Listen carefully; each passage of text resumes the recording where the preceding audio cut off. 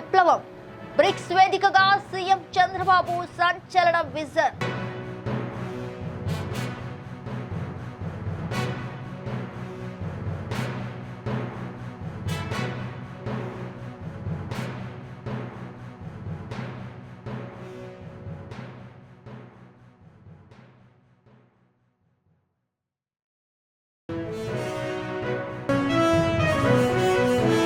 విశాఖలో నారా లోకేష్ సుడిగాలి పర్యటన, ప్రభుత్వ పాఠశాలలో అత్యాధునిక వసతులు ప్రారంభం.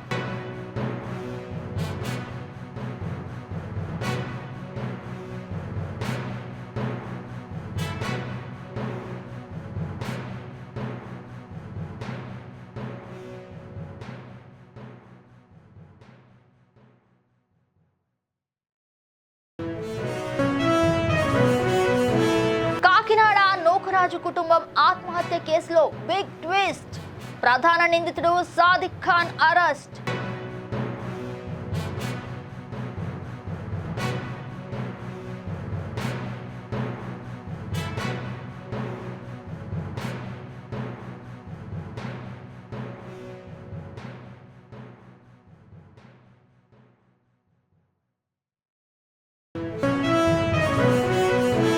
గుంటూరు మిర్చికి గ్లోబల్ షాక్, చైనా శ్రీలంకలో భారీగా ఎగుమతుల తిరస్కరణ.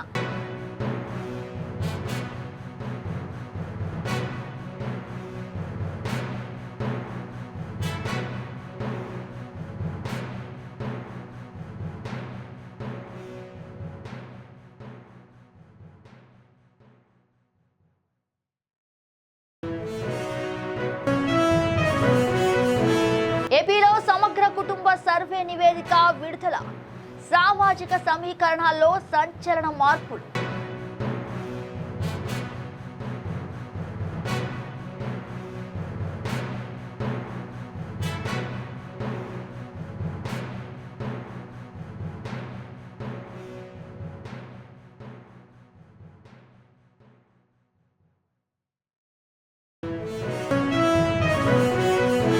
హైదరాబాద్ శివార్లో భారీ డ్రగ్స్ రాకెట్ గుట్టురట్టు, ఎస్ఓటీ పోలీసుల మెరుపు దాడి.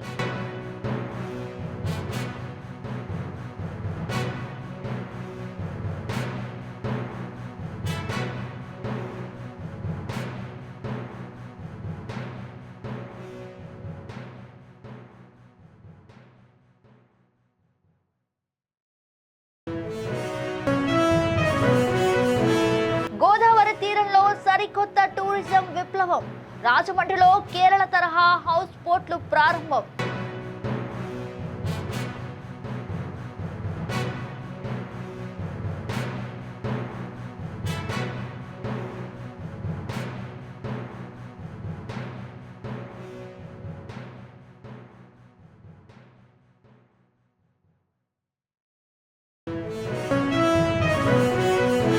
కాకినాడ ఎస్కే నర్సింగ్ కాలేజీలో తీవ్ర ఉద్రిక్తత, విద్యార్థుల మధ్య ఘర్షణ.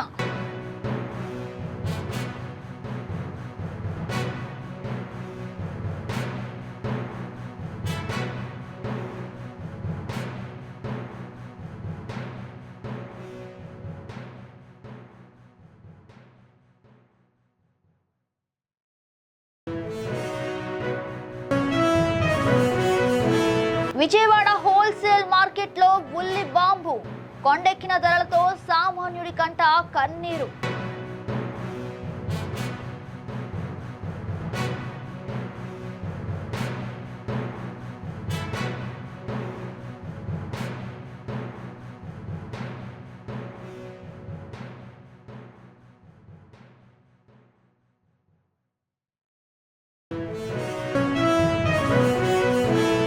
నిత్యావసర వస్తువుల ధరల పెరుగుదలతో సామాన్యుడి వంటింట్లో మళ్లీ మంటలు మొదలయ్యాయి.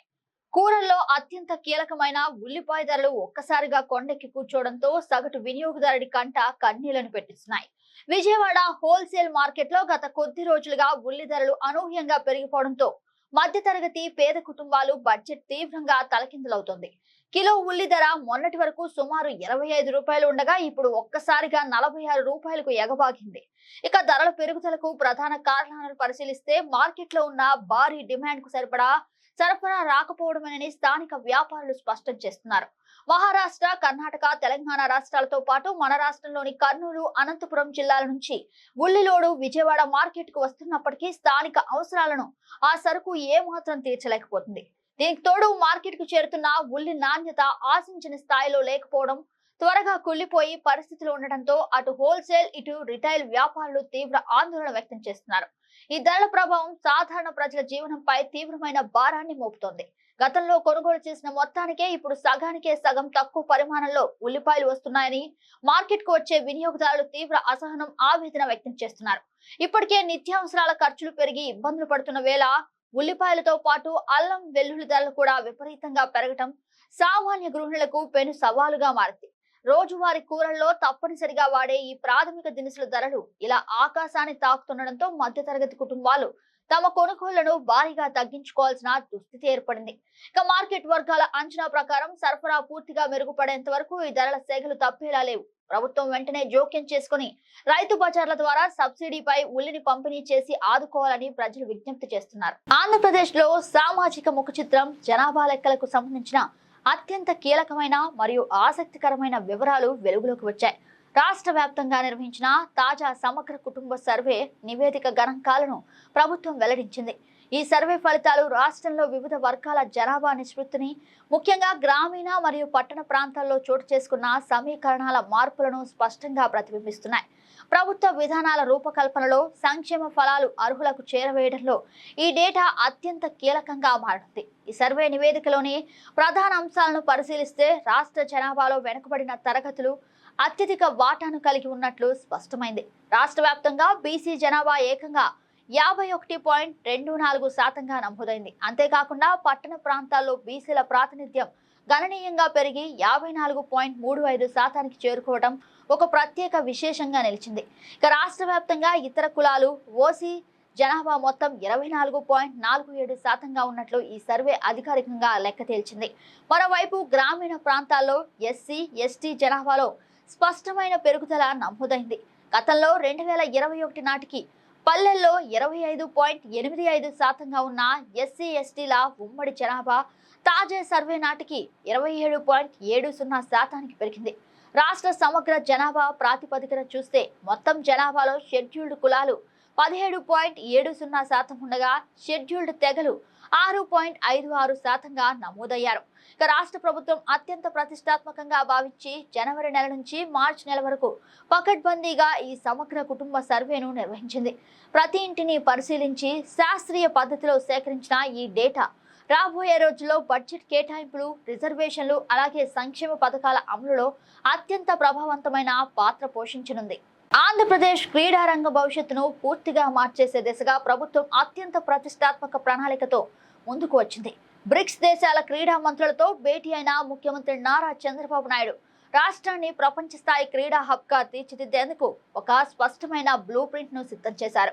క్రీడలు అనేవి కేవలం వ్యాయామం, ఆరోగ్యానికే పరిమితం కాకుండా రాష్ట్ర అభివృద్ధికి, భారీ ఆర్థిక ప్రగతికి ఎంతటి కీలకమైన ఇంధనంగా మారగలవో ఈ సమావేశంలో ఆయన స్పష్టం చేశారు. అంతర్జాతీయ సహకారంతో ఆంధ్రప్రదేశ్ను క్రీడల్లో అగ్రగామిగా నిలబెట్టే సరికొత్త ప్రస్థానాన్ని ఇక్కడే ప్రారంభించారు. ఇక ఈ విజన్లో భాగంగా బ్రిక్స్ దేశాల మధ్య క్రీడా సహకారాన్ని, సరికొత్త ఆవిష్కరణలను పెంపొందించేందుకు BRICS youth and sports innovation network ఏర్పాటును ముఖ్యమంత్రి ప్రతిపాదించారు. దీనికి మన సాగర తీర నగరమైన విశాఖపట్నంను ప్రధాన అంతర్జాతీయ కేంద్రంగా ఎంపిక చేయాలని కోరారు. విశాఖకున్న సహజ సిద్ధమైన సముద్ర తీర వనరులను ఉపయోగించి ప్రపంచ స్థాయి ఈవెంట్లను నిర్వహించేలా విశాఖను గ్లోబల్ వాటర్ స్పోర్ట్స్ హబ్ గా అభివృద్ధి చేయబోతున్నారు. ఇక ప్రపంచ దేశాల నుంచి క్రీడాకారులను, పర్యాటకులను ఆకర్షించేలా ఇక్కడ మౌలిక వస్తువులు రూపుదిద్దుకోనున్నాయి. మరోవైపు రాష్ట్ర వ్యాప్తంగా సమగ్ర క్రీడా ఎకోసిస్టమ్ ను నిర్మించేందుకు భారీ మౌలిక సదుపాయాల కల్పనను వేగవంతం కానుంది. ఇక ఇందులో భాగంగా నెల్లూరు జిల్లాను క్రీడా పరికరాల తయారీ కేంద్రంగా తీర్చిదిద్దాలని నిర్ణయించారు. ఇది స్థానికంగా భారీ పరిశ్రమలను, యువతకు ఉపాధి అవకాశాలను పెద్ద ఎత్తున సృష్టించనుంది. అలాగే రాజధాని అమరావతిలో అత్యాధునిక స్పోర్ట్స్ సిటీని అభివృద్ధి చేసి రాష్ట్ర సమగ్ర ఆర్థిక రంగానికి క్రీడలను ఒక బలమైన చోదక శక్తిగా నిలపనున్నారు. భారత్ వేదికగా లక్ష్యంగా పెట్టుకున్న ఒలింపిక్స్ 2036 ను దృష్టిలో ఉంచుకొని సీఎం ఒక బృహత్తర ప్రాజెక్టును ముందుకు తెచ్చారు. గ్రామ స్థాయిలోని మారుమూల ప్రాంతాల నుంచి అద్భుతమైన ప్రతిభ కలిగిన గ్రామీణ క్రీడాకారులను గుర్తించి వారికి అంతర్జాతీయ ప్రమాణాలతో కూడిన అత్యాధునిక శాస్త్రీయ శిక్షణను అందించనున్నారు. దీనికోసం శిక్షణ, ఆవిష్కరణలు, తయారీ అనే 3 అంశాల మేళవింపుతో ఒక సరికొత్త సమీకృత క్రీడా విధానాన్ని అమలు చేస్తూ ప్రపంచ స్థాయి సంస్థలతో భాగస్వాములను ఆహ్వానిస్తున్నారు. మొత్తం మీద ఆంధ్రప్రదేశ్ క్రీడా రంగాన్ని అంతర్జాతీయ స్థాయికి తీసుకువెళ్లే సరికొత్త అధ్యాయం మొదలైంది. డ్రగ్స్ మహమ్మారిపై ఉక్కుపాదం మోపుతున్న హైదరాబాద్ పోలీసులు మరో భారీ డ్రగ్ రాకెట్ గుట్టును రట్టు చేశారు. నగరాన్ని డ్రగ్స్ రహిత నగరంగా మార్చడమే లక్ష్యంగా పనిచేస్తున్న స్పెషల్ ఆపరేషన్స్ టీం పోలీసులు శివారు ప్రాంతాల్లో మెరుపుదాడి చేసి భారీగా మాదక ద్రవ్యాలను స్వాధీనం చేసుకున్నారు. హైదరాబాద్ శివారు ప్రాంతమైన గౌరెల్లి వద్ద నిర్వహించిన ఈ పక్కా ఆపరేషన్ లో సుమారు 1,75,00,000 రూపాయల విలువైన 14.2 కిలోల అత్యంత ప్రమాదకరమైన హ్యాష్ ఆయిల్ ను అధికారులు పట్టుకున్నారు. ఈ దందాకు సంబంధించి ఆంధ్రప్రదేశ్ కు చెందిన నాగరాజు, నాగుల నారాయణ అనే 2 వ్యక్తులను పోలీసులు అదుపులోకి తీసుకున్నారు. వీరిద్దరూ ఒక ద్విచక్ర వాహనంపై గుట్టు చప్పుడు కాకుండా హ్యాష్ ఆయిల్ ను తరలిస్తుండగా పోలీసులు రెడ్ హ్యాండెడ్ గా పట్టుకున్నారు. వారి వద్ద నుంచి భారీగా హ్యాష్ ఆయిల్ తో పాటు రవాణాకు ఉపయోగించిన మోటార్ సైకిల్, 2 మొబైల్ ఫోన్లను పోలీసులు సీజ్ చేశారు. పట్టుబడిన నిందితులకు గతంలోనూ గంజాయి మరియు మత్తు పదార్థాల వ్యాపారాలతో సంబంధాలు ఉన్నట్లు ప్రాథమిక దర్యాప్తులో అధికారులు గుర్తించారు. ఈ డ్రగ్ నెట్వర్క్ వెనుక ఉన్న మూలాలను పరిశీలిస్తే ఒడిశాలోని మల్కన్గిరికి చెందిన గోపాల్ అనే ప్రధాన సూత్రధారి ఈ రాకెట్ ను నడుపుతున్నట్లు తెలుస్తుంది. ఇక భారీ మొత్తంలో డబ్బు ఆశ చూపి నిందితులను డ్రగ్ వారియర్లుగా మార్చుకున్న గోపాల్ హైదరాబాద్ నగరంలో స్థానిక పెడ్లర్లకు ఈ హ్యాష్ ఆయిల్ ను సరఫరా చేసేందుకు పంపినట్లు వెల్లడైంది. నిందితులు పోలీసుల నిఘా నుంచి తప్పించుకునేందుకు జీలుగుమల్లి, నర్సీపట్నం, తుని, రాజమండ్రి, విజయవాడ మీదుగా హైదరాబాద్ సరిహద్దుల వరకు విస్తృత మార్గాల ద్వారా డ్రగ్స్ ను తరలించినట్లు తేలింది. పక్కా సమాచారంతో కాపుగాసిన ఎస్ఓటీ పోలీసులు నిందితుల నగర పరిసరాల్లోని ప్రవేశించగానే గౌరెల్లి వద్ద వలపన్ని పట్టుకున్నారు. ఇక ప్రస్తుతం ఈ కేసులో తదుపరి దర్యాప్తును పోలీసులు ముమ్మరం చేశారు. ప్రధాన సూత్రధారి గోపాల్ ఎక్కడ ఉన్నాడు, హైదరాబాద్ నగరంలో ఈ హ్యాష్ ఆయిల్ ను ఎవరికి డెలివరీ చేయబోతున్నారు, ఈ అంతర్రాష్ట్ర డ్రగ్స్ సప్లై చైన్ లో ఇంకా ఎవరెవరు భాగస్వాములుగా ఉన్నారనే కోణంలో ప్రత్యేక బృందాలు లోతైన విచారణ జరుపుతున్నాయి. ప్రకృతి అందాల నెలవు సాంస్కృతిక రాజధాని రాజమహేంద్రవరంలో పర్యాటక రంగానికి సరికొత్త శోభ చేకూరింది. గోదావరి నది సహజ సౌందర్యాన్ని సరికొత్త కోణంలో పర్యాటకులకు అందించేందుకు ఆంధ్రప్రదేశ్ పర్యాటక శాఖ అత్యంత ప్రతిష్టాత్మక ప్రాజెక్టును పట్టాలెక్కించింది. కేరళ బ్యాక్ వాటర్స్ లో మాత్రమే కనిపించే ప్రపంచ ప్రఖ్యాత లగ్జరీ హౌస్ బోట్లు, అలాగే నదిపై తేలియాడే ఫ్లోటింగ్ డైనింగ్ వ్యవస్థను రాజమహేంద్రవరం గోదావరి తీరంలో సరికొత్తగా అందుబాటులోకి తీసుకువచ్చారు. స్థానిక పర్యాటక రంగానికి భారీగా ఊతమివ్వడంతో పాటు జాతీయ, అంతర్జాతీయ పర్యాటకులను ఆకర్షించడమే లక్ష్యంగా ఈ సరికొత్త ఆకర్షణను తీర్చిదిద్దారు.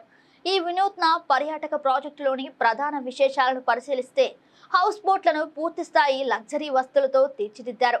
ఇందులో అత్యాధునిక ఎయిర్ కండిషన్ బెడ్రూమ్లు, డబుల్ బెడ్లు, వినోదం కోసం టీవీలు, అన్నిటికీ మించి గోదావరి అలలు, ప్రసిద్ధ వంతెనలు అందాలను తిలకించేందుకు విశాలమైన గ్యాస్ ప్యానెల్స్ ను ఏర్పాటు చేశారు. పర్యాటకులు గోదావరి నదిపై రోజంతా గడపడమే కాకుండా నక్షత్రాల వెలుగులో నీటిపై రాత్రంతా బస చేసే ఒక అద్భుతమైన ప్రశాంత అనుభూతిని ఈ హౌస్ బోట్లు అందిస్తాయి. మరోవైపు ప్రత్యేక వేడుకలు, చిన్నపాటి వేడుకలు, పుట్టినరోజులు లేదా రొమాంటిక్ క్యాండిల్ లైట్ డిన్నర్ల కోసం తేలియాడే ఫ్లోటింగ్ డైనింగ్ సదుపాయాన్ని అందుబాటులోకి తెచ్చారు. రాత్రి 7 గంటల నుంచి 11 గంటల వరకు గంటల ప్రాతిపదికన ఈ ఫ్లోటింగ్ రెస్టారెంట్ స్లాట్లను బుక్ చేసుకునే వీలు కల్పించారు. ఈ మొత్తం ప్రాజెక్ట్ నిర్వహణ బాధ్యతలను వాటర్ స్పోర్ట్స్ సింపుల్ ఇండియా సంస్థ పర్యవేక్షిస్తుంది. వచ్చే కొద్ది వారాల్లోనే ఈ సేవలు లాంఛనంగా ప్రారంభం కానుండగా వారి అధికారిక వెబ్సైట్ లేదా ఫోన్ కాల్ ద్వారా ముందస్తు రిజర్వేషన్లు చేసుకునే వెసులుబాటును కల్పించారు. సాధారణంగా ఇతర ప్రాంతాల్లో ఇలాంటి లగ్జరీ హౌస్ బోట్ సేవలకు భారీగా ఛార్జీలు వసూలు చేస్తారు. అయితే ఇక్కడ పర్యాటకులందరికీ అందుబాటులో ఉండేలా 7,500 నుంచి 10,000 రూపాయల బడ్జెట్ ధరలోనే ప్యాకేజీలను నిర్ణయించారు. రాష్ట్ర ప్రభుత్వం, టూరిజం డిపార్ట్మెంట్ సంయుక్తంగా చేపట్టిన ఈ కార్యక్రమం రాజమండ్రికి వచ్చే పర్యాటకులకు సరికొత్త ఆనందాన్ని, గోదావరి అందాలను సరికొత్తగా ఆస్వాదించే అద్భుత అవకాశాన్ని కల్పిస్తోంది. ఘాటుకు, నాణ్యతకు ప్రపంచవ్యాప్తంగా పెట్టింది పేరైన ఆంధ్రప్రదేశ్ గుంటూరు మిర్చికి అంతర్జాతీయ మార్కెట్లో ఊహించిన ఎదురుదెబ్బ తగులుతోంది. విదేశాలకు ఎగుమతి అవుతున్న మన మిర్చి కంటైనర్లు పెద్ద సంఖ్యలో వెనక్కి తిప్పి పంపడంతో ఇప్పుడు రాష్ట్ర వాణిజ్య వర్గాల్లోనూ రైతుల్లోనూ తీవ్ర ఆందోళన రేకెత్తిస్తోంది. అధిక మోతాదులో పురుగు మందులు అవశేషాలు ఉండటం, సరైన ప్రమాణాల కంటే ఎక్కువ తేమ, ప్రమాదకర అఫ్లాటాక్సిన్ ఉండటమే ఇందుకు ప్రధాన కారణంగా అంతర్జాతీయ దేశాలు పేర్కొంటున్నాయి. గత ఏడాది కాలంలో చైనా ఏకంగా 60 కంటైనర్లను తిరస్కరించగా, ఇటీవల శ్రీలంక కూడా సుమారు 70 కంటైనర్ల మిర్చి స్టాక్ ను తిప్పి పంపింది. రాష్ట్రంలో ఉత్పత్తి అయ్యే మొత్తం మిర్చిలో 30% పైగా విదేశాలకు ఎగుమతి అవుతున్న ప్రస్తుత తరుణంలో ఈ పరిణామం ఎగుమతి వ్యాపారంపై తీవ్రమైన ప్రతికూల ప్రభావాన్ని చూపుతోంది. ఆర్డర్లు రద్దవడంతో అటు వ్యాపారులు భారీ నష్టాలను చవిచూస్తుండగా, ఇటు రైతులకు గిట్టుబాటు ధర దక్కని పరిస్థితి ఏర్పడే ప్రమాదం పొంచి ఉంది. మరోవైపు రైతుల వాదన చూస్తే తెగుళ్ల బెడద తీవ్రంగా ఉండటం వల్ల అధిక రసాయనాలు వాడకుండా సరైన దిగుబడి సాధించడం అసాధ్యంగా మారిందని ఆవేదన వ్యక్తం చేస్తున్నారు. పంటను కాపాడుకోవడానికి సీజన్లో దాదాపు 30 నుంచి 40 సార్లు వరకు పురుగు మందులు పిచికారీ చేయాల్సింది వస్తుందని రైతులు చెబుతున్నారు. అయితే ఈ అధిక రసాయనాల వినియోగమే అంతర్జాతీయ నిబంధనలైన గరిష్ట అవశేష పరిమితులను దాటిపోయి ఎగుమతుల తిరస్కరణకు దారితీస్తుంది. ఈ సంక్షోభం నుంచి గట్టెక్కేందుకు వ్యవసాయ నిపుణులు కీలక పరిష్కారాలను సూచిస్తున్నారు. విచ్చలవిడిగా రసాయనాలు వాడే పద్ధతికి స్వస్తి పలికి సమగ్ర సస్యరక్షణ మరియు సహజ సేంద్రియ పద్ధతుల వైపు రైతులు మళ్లాలని పిలుపునిస్తున్నారు. గ్లోబల్ గ్యాప్ కు సమానమైన ఇండి గ్యాప్ లాంటి నాణ్యత ప్రమాణాల ధృవీకరణలను పాటించడం ద్వారా అంతర్జాతీయ మార్కెట్లో విశ్వసనీయతకు తిరిగి పొందవచ్చు అని స్పష్టం చేస్తున్నారు. అలాగే కాయలు పూర్తిగా పక్వానికి వచ్చిన తర్వాతే కోత కొయ్యాలని, తేమ శాతం నియంత్రణలో ఉండేలా శాస్త్రీయంగా ఆరబెట్టాలని, సహజ నివారణ కోసం ఫెరమాన్ ట్రాప్లు, పక్షి స్థావరాలు ఏర్పాటు చేసుకోవాలని రైతులకు సూచిస్తున్నారు. కాకినాడ నగరంలో ఎస్కే నర్సింగ్ కాలేజీలో తీవ్ర ఉద్రిక్తత పరిస్థితులు నెలకొన్నాయి. కళాశాల హాస్టల్లో నివాసం ఉంటున్న స్థానిక విద్యార్థులకు ఈశాన్య రాష్ట్రాలకు చెందిన విద్యార్థులకు మధ్య తలెత్తిన చిన్న వివాదం కాస్త పెను ఘర్షణకు దారితీస్తుంది. ఇరు వర్గాల మధ్య మాట పెరిగి ఘర్షణ చోటు చేసుకోవడంతో క్యాంపస్ లో తీవ్ర భయాందోళనలు వ్యక్తమయ్యాయి. విద్యా సంస్థలో చోటు చేసుకున్న ఈ అవాంఛనీయ ఘటనతో అధికారులు తక్షణమే అప్రమత్తమయ్యారు. ఈ వివాదానికి గల కారణాలను పరిశీలిస్తే ఈశాన్య రాష్ట్రానికి చెందిన ఒక విద్యార్థినికి సంబంధించిన మొబైల్ ఫోన్ కనిపించకుండా పోవడం ప్రధాన కారణంగా తెలిసింది. ఫోన్ చోరీకి గురైందన్న అనుమానంతో ఇరు వర్గాల మధ్య మొదట మాటల యుద్ధం నడిచింది. అది క్రమంగా తీవ్ర రూపం దాల్చి పరస్పర దాడులకు వరకు వెళ్లింది. ఈ పెనుగులాటలో ఒక స్థానిక విద్యార్థిని తలకు బలమైన గాయం కావడంతో ఆమెను వెంటనే సమీప ఆసుపత్రికి తరలించి చికిత్స అందించారు. ఈ పరిణామం మరింత ముదరడంతో ఈశాన్య విద్యార్థులు ఈ వ్యవహారాన్ని ఈమెయిల్ ద్వారా నేరుగా మణిపూర్ ముఖ్యమంత్రి కార్యాలయం దృష్టికి తీసుకెళ్లారు. దీంతో కేంద్ర రాష్ట్ర ప్రభుత్వ విభాగాల నుంచి స్థానిక అధికారులకు అత్యవసర ఆదేశాలు అందాయి. విషయం తెలిసిన వెంటనే కాకినాడ జిల్లా కలెక్టర్ హరేంద్ర ప్రసాద్, ఎస్పీ బిందు మాధవ్, స్థానిక పోలీసులు, రెవెన్యూ అధికారులు పెద్ద ఎత్తున కళాశాలకు చేరుకున్నారు. స్వయంగా విద్యార్థులతో మాట్లాడి పరిస్థితిని అదుపులోకి తెచ్చారు. ప్రస్తుతం కళాశాలలో పరిస్థితి పూర్తిగా ప్రశాంతంగా ఉందని, విద్యార్థులందరూ సురక్షితంగా ఉన్నారని జిల్లా యంత్రాంగం స్పష్టం చేసింది. అయితే ఇలాంటి పునరావృత ఘటనలు జరగకుండా ముందస్తు జాగ్రత్త చర్యలు ఈశాన్య రాష్ట్రాల విద్యార్థులను అన్ని వసతులు కలిగిన సురక్షితమైన ప్రత్యేక హాస్టల్ కు తరలించారు. కళాశాల క్యాంపస్ లో శాంతి భద్రతల పరిరక్షణకు కట్టుదిట్టమైన చర్యలు చేపడుతూనే విద్యార్థులకు మెరుగైన వసతులు, కౌన్సిలింగ్ అందించాలని కాలేజీ యాజమాన్యానికి అధికారులు తీవ్ర హెచ్చరికలు జారీ చేశారు. ఉభయ తెలుగు రాష్ట్రాల్లో తీవ్ర సంచలనం సృష్టించిన కాకినాడ నూకరాజు కుటుంబం సామూహిక ఆత్మహత్య కేసులో అత్యంత కీలక పురోగతి లభించింది. ఒకే కుటుంబానికి చెందిన వ్యక్తులు గోదావరి నదిలో దూకి ప్రాణాలు తీసుకునేలా తీవ్ర మానసిక క్షోభకు గురి చేసిన ప్రధాన నిందితుడు సాదిక్ ఖాన్ ను పోలీసులు ఎట్టకేలకు అదుపులోకి తీసుకున్నారు. విశ్వసనీయ వర్గాల సమాచారం ప్రకారం షూటింగ్ కోచ్ గా పరిచయమైన సాదిక్ ఖాన్ ఆ కుటుంబంతో సన్నిహితంగా ఉంటూనే వారి బలహీనతలను ఆసరాగా చేసుకుని దారుణమైన వేధింపులకు పాల్పడినట్లు ప్రాథమిక దర్యాప్తులో తేలింది. బాధిత కుటుంబం నుంచి పెద్ద మొత్తంలో డబ్బులు డిమాండ్ చేయడమే కాకుండా వారి వ్యక్తిగత వ్యవహారాల్లో జోక్యం చేసుకుంటూ ప్రైవేట్ వీడియోల పేరుతో తీవ్ర స్థాయిలో బ్లాక్ మెయిల్స్ కు పాల్పడినట్లు ఆధారాలు లభ్యమయ్యాయి. నిందితుడి నిరంతర వేధింపులు, బెదిరింపులు భరించలేక తీవ్ర మనస్తాపానికి గురైన నూకరాజు కుటుంబం ఈ నెల 16వ తేదీన గోదావరి నదిలోకి దూకి బలవంత మరణానికి పాల్పడడం స్థానికంగా పెను విషాదాన్ని నింపింది. ఈ దారుణ ఘటన వెలుగులోకి రాగానే నిందితుడు సాదిక్ ఖాన్ అక్కడి నుంచి పరారయ్యాడు. పోలీసులు కళ్ళుగప్పి తప్పించుకునేందుకు నిందితుడు ఏకంగా 5 రోజుల పాటు 4 రాష్ట్రాల్లో తిరుగుతూ సినిమా తరహాలో తప్పించుకుంటూ తిరిగాడు.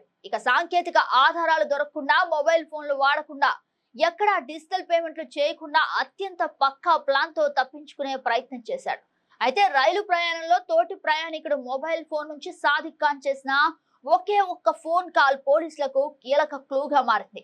ఆ ఒక్క ఫోన్ కాల్ లీడ్ ఆధారంగా సాంకేతిక నిఘా సీసీటీవీ ఫుటేజ్లు నిందితుడు సన్నిహితుల కదలికలను ట్రాక్ చేసిన ఏపీ పోలీస్ ప్రత్యేక బృందం ఉత్తరప్రదేశ్ లోని మీరట్ లో అతడిని చుట్టుముట్టి చాకచక్యంగా బంధించి ప్రస్తుతం నిందితుడు సాదిక్ ఖాన్ ను ట్రాన్సిట్ వారెంట్ పై ఉత్తరప్రదేశ్ నుంచి కాకినాడకు తరలిస్తున్నారు. అతడిని స్థానిక కోర్టులో హాజరుపరిచి కస్టడీలోకి తీసుకుని మరింత లోతుగా విచారించేందుకు పోలీసులు సిద్ధమవుతున్నారు. ఈ కేసు వెనుక ఇంకా ఎవరైనా ఉన్నారా, బాధితుల నుంచి ఎంత మొత్తం దోచుకున్నారనే వివరాలను వెలికి తీయనున్నారు. ఆంధ్రప్రదేశ్ లో పాఠశాల విద్యా వ్యవస్థను బలోపేతం చేయడంతో పాటు క్రీడా రంగంలో సమూల మార్పులు తెచ్చేందుకు ప్రభుత్వం అత్యంత వేగంగా అడుగులు వేస్తుంది. దీనిలో భాగంగా విశాఖపట్నం మధురవాడలోని ప్రతిష్టాత్మక చంద్రంపాలెం జిల్లా పరిషత్ హై స్కూల్ ను రాష్ట్ర ఐటీ మానవ వనరుల అభివృద్ధి శాఖ మంత్రి నారా లోకేష్ సందర్శించారు. కార్పొరేట్ పాఠశాలలకు ఏ మాత్రం తీసిపోని రీతిలో ప్రభుత్వ బడులను తీర్చిదిద్దడమే లక్ష్యంగా విద్యార్థులు సమగ్ర వికాసానికి అవసరమైన పలు అత్యాధునిక మౌలిక వస్తువులను ఈ పర్యటనలో ఆయన ప్రారంభించారు. ముఖ్యంగా క్రీడా రంగానికి అత్యంత ప్రాధాన్యతనిస్తూ ది విలోస్ ల్యాబొరేటరీ సామాజిక బాధ్యత భాగస్వామ్యంతో ఏకంగా 6,48,00,000 రూపాయల భారీ వ్యయంతో నిర్మించిన అంతర్జాతీయ స్థాయి స్పోర్ట్స్ గ్రౌండ్ ను మంత్రి లోకేష్ ప్రారంభించారు. గ్రామీణ మరియు పట్టణ ప్రాంత విద్యార్థుల్లో దాగి ఉన్న ప్రతిభను వెలికితీసేందుకు ఇలాంటి ప్రపంచ స్థాయి క్రీడా మైదానాలు ఎంతో దోహదపడతాయని ఈ సందర్భంగా స్పష్టం చేశారు. విద్యార్థులకు చదువుతో పాటు శారీరక దృఢత్వం, నాయకత్వ లక్షణాలు అలవడేలా పాఠశాలలో క్రీడా సంస్కృతిని విస్తరింపు చేయాలని ప్రభుత్వం సంకల్పించింది. దీంతో పాటు విద్యార్థుల ప్రాథమిక అవసరాలు మరియు ఆరోగ్య రక్షణకు పెద్దపీట వేస్తూ పరిశుభ్రమైన సురక్షిత తాగునీటిని అందించేందుకు అత్యాధునిక ఆర్ఓ ప్లాంట్ ను లోకేష్ ప్రారంభించారు. అలాగే విద్యార్థులు నిత్యం వ్యాయామం, ఆటల్లో పాల్గొనేలా కొత్తగా ఏర్పాటు చేసిన వాలీబాల్ కోర్ట్ ను, ప్రత్యేక వాకింగ్ ట్రాక్ ను కూడా జాతికి అంకితం చేశారు. ఈ అభివృద్ధి కార్యక్రమాల ప్రారంభోత్సవంలో స్థానిక శాసనసభ్యులు గంటా శ్రీనివాసరావుతో పాటు పలువురు ఉన్నతాధికారులు, ప్రముఖులు పెద్ద సంఖ్యలో పాల్గొన్నారు. ఈ కార్యక్రమం ముగిసిన అనంతరం పాఠశాల మైదానంలో అత్యంత ఉత్సాహభరిత వాతావరణం నెలకొంది. మంత్రి నారా లోకేష్ స్వయంగా విద్యార్థులతో మమేకమై గ్రౌండ్ లోకి దిగి వారితో కలిసి వాలీబాల్, బాస్కెట్ బాల్ ఆడారు. మంత్రి విద్యార్థులతో ఉల్లాసంగా ఆటలాడుతూ వారిని ఉత్సాహపరిచిన దృశ్యాలు అందరినీ ఆకట్టుకున్నాయి. ప్రభుత్వ పాఠశాలలను క్రీడా వికాస కేంద్రాలుగా మార్చడమే తమ ప్రభుత్వ ప్రధాన ధ్యేయమని ఈ సందర్భంగా మంత్రి తెలియజేశారు. ఏపీలో క్రీడా విప్లవం, బ్రిక్స్ వేదికగా సీఎం చంద్రబాబు సంచలన విజన్.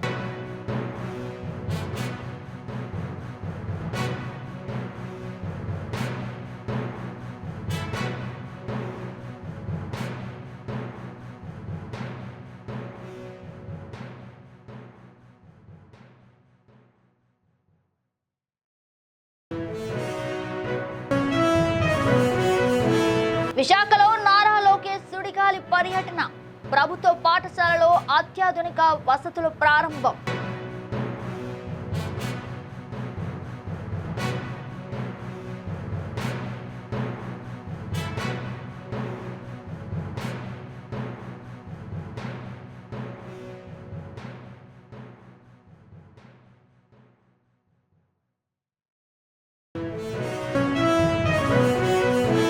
కాకినాడ నూకరాజు కుటుంబం ఆత్మహత్య కేసులో బిగ్ ట్విస్ట్, ప్రధాన నిందితుడు సాదిక్ ఖాన్ అరెస్ట్.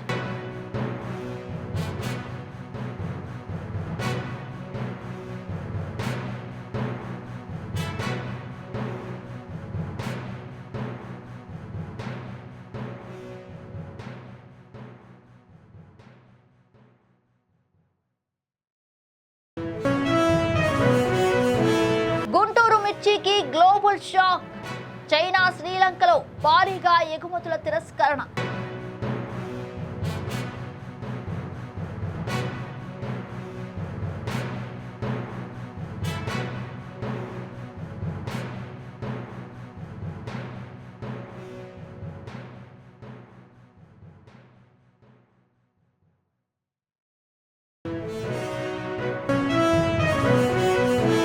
ఏపీలో సమగ్ర కుటుంబ సర్వే నివేదిక విడుదల, సామాజిక సమీకరణాల్లో సంచలన మార్పులు.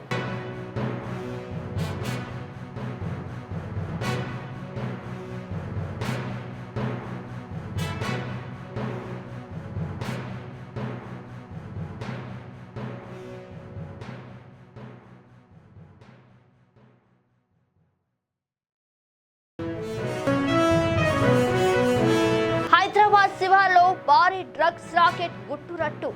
ఎస్ఓటీ పోలీసుల మెరుపు దాడి.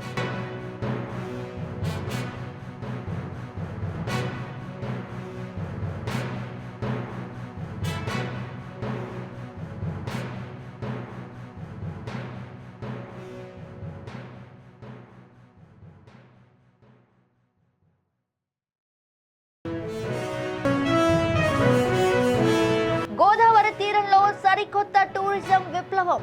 రాజమండ్రిలో కేరళ తరహా హౌస్ బోట్లు ప్రారంభం.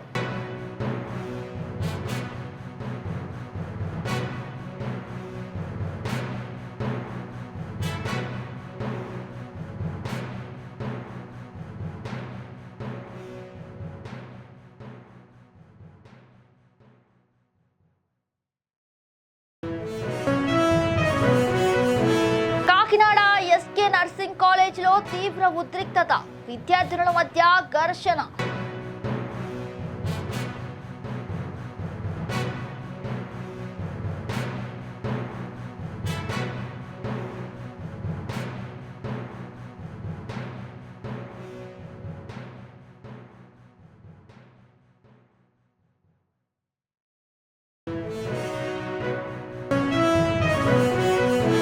విజయవాడ హోల్సేల్ మార్కెట్లో ఉల్లి బాంబు. కొండెక్కిన ధరలతో సామాన్యుడి కంట కన్నీరు.